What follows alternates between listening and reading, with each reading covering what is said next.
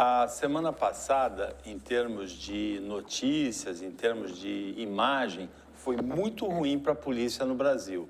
Teve aquela imagem que foi gravada por populares de dois policiais brigando no centro de São Paulo, essa imagem, com um deles apontando a arma para o rosto do outro. Os dois foram afastados pela direção da corporação. Teve a morte chocante de duas meninas, uma de 4 e de 7 anos e outra de 7 primas, em Duque de Caxias, na porta da casa. Os policiais dizem que não atiraram, mas a corporação recolheu 5 fuzis e 5 pistolas de policiais que estavam ali perto. E teve um delegado preso por cultivar maconha, 128 pés de maconha, com alta tecnologia, numa chácara em Brasília. Ao mesmo tempo, teve a morte de um policial federal, também morto a tiros numa adega em São Paulo, e teve a morte do cabo Erinaldo, também, num supermercado em Mesquita, no Rio de Janeiro. Foi uma semana trágica. E a gente adiciona também a notificação para os jornalistas depois. Paulo, a gente tá. Se a gente reduzir tudo isso e pegar toda a fala do André em relação ao Carrefour, a gente volta a falar o quê? Não há treinamento para policiais. Aqueles 2 PMs lá no centro de São Paulo, um apontando a arma, uma pistola, para o queixo do outro, porque o superior, que era o mais alto, reclamou do mais baixo ter chegado atrasado do almoço, e ele tem uma reação dessa. Que treinamento psicológico tem esse povo? Né? Esse delegado que cultivava maconha, imagina o que não aconteceu na história desse cidadão enquanto funcionário, servidor público. Então, assim, o mau servidor público mancha a imagem de todos os servidores públicos, de todos os setores. Então não dá para... E a gente ainda tem que adicionar os ilustres promotores públicos, né, que fizeram um requerimento para que eles sejam vacinados antes de todos, porque eles têm contato com o povo. Então, assim, nós estamos caminhando, se já não estamos, numa sociedade amoral, onde cada um faz o que bem entende, defende o seu próprio interesse, sabe? É o desembargador que desacata, é o juiz que solta, o ministro do Supremo que solta vice-presidente do PCC. A gente só está vendo isso, Paulo. A gente está vendo desgraças perpetradas por agentes públicos que deveriam ser os guardiões da retidão. Então, assim, o que fazer com esse delegado? Ele vai ser exonerado?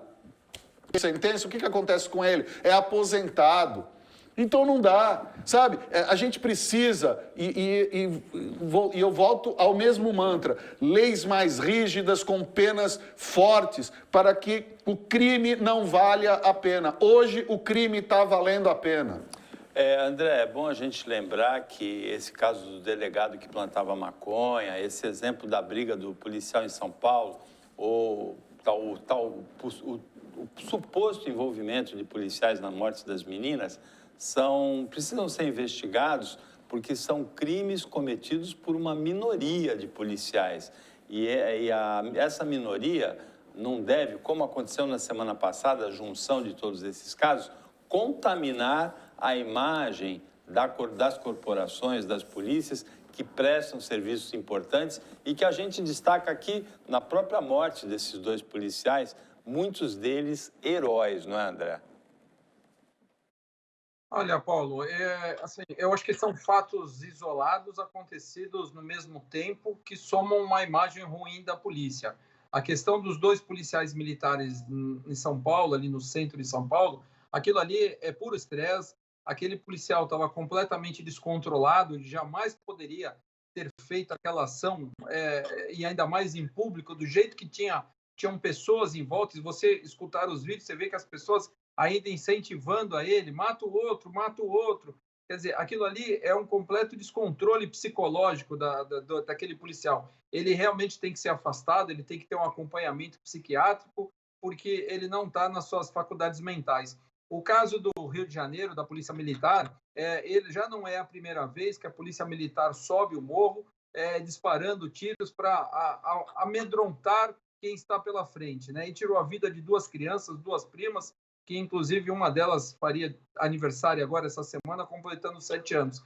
Quer dizer, é outra forma que a Polícia Militar se mostra despreparada e não está treinada adequadamente para fazer isso. Ela tem que lembrar que, ao mesmo tempo que o morro é composto de bandidos, de meliantes, também tem pessoas trabalhadoras, tem pessoas ali que compõem a sociedade do bem, mas que moram ali por uma necessidade, por não ter casa própria, por ter uma dificuldade de ter ganho suficiente para manter a sua família num local melhor. E o caso de Brasília, do delegado, é completamente sem explicação, Paulo. Por quê? Primeiro que ele é um delegado de polícia, trabalha na Corregedoria da Polícia do Distrito Federal. Falar que estava plantando maconha porque queria abrir uma empresa para negociar a folha para medicamentos, quer dizer, ele é uma pessoa culta, formada, delegado de polícia, quer dizer, dar esse tipo de explicação para a sociedade é querer chamar a sociedade de idiota, de não ter entendimento normal sobre o que é ser um delegado de polícia. Então, quer dizer, é muito feio, mas são fatos isolados que, ao meu ponto de vista, sujam a imagem da polícia, mas não podemos generalizar, como você bem colocou. A polícia, semana passada, fizemos alguns elogios por ações rápidas que a polícia tem feito, tem mostrado eficiência, mas que, infelizmente, alguns casos como esse acabam aí tendo repercussão tão grande ou maiores do que os fatos positivos que a gente acaba anunciando aqui.